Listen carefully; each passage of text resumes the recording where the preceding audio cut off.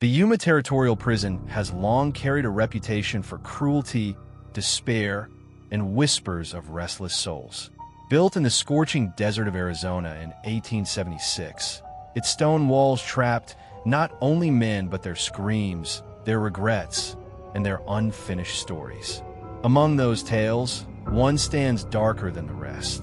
The story of the prisoner who never lived to see his execution. He arrived one burning summer evening, shackled and silent, his name already written in the prison's death records. Sentenced to hang for a string of murders, he was deemed the most dangerous criminal to ever walk through Yuma's iron gates. Unlike other inmates, he was not placed among the general population. Instead, he was locked in the prison's most feared chamber, the dark cell. The dark cell was a place of punishment buried deep within stone walls.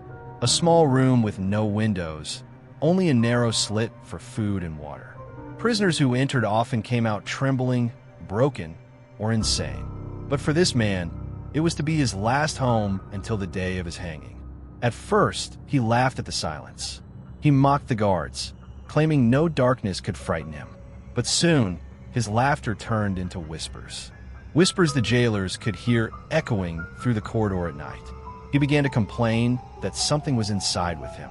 He told the guards of a shadow, a figure that lingered in the corners of the room. At night, the prisoner would scream, pounding on the iron door, begging to be taken out. The guards ignored him. They had heard countless prisoners curse the dark cell before. To them, his fear was nothing more than madness. But the man did not remain quiet. Using bits of coal from the bucket in his cell, he began to draw on the walls, twisted shapes of eyeless faces, hands stretching from the stone, and a figure towering over his bed. When the guards peeked in, they saw his frantic sketches covering the walls, black marks carved with desperation. Nights grew worse. His screams became more violent, more chilling.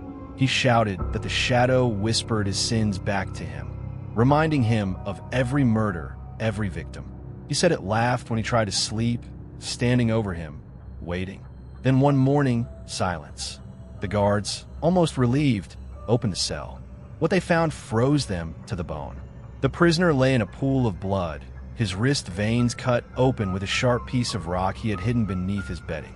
His lifeless eyes stared at the ceiling, as though still fixed on the shadow that tormented him. The walls, smeared with cold drawings, seemed to watch the guards with hollow faces. After that day, no inmate was ever placed in that room again. The cell was sealed shut, locked forever, left to the silence of the desert. Yet visitors say if you stand near that iron door late at night, you can hear scratching from inside. And sometimes, just sometimes, a faint laugh echoes from behind the stone. The dark cell of Yuma Prison was never truly empty.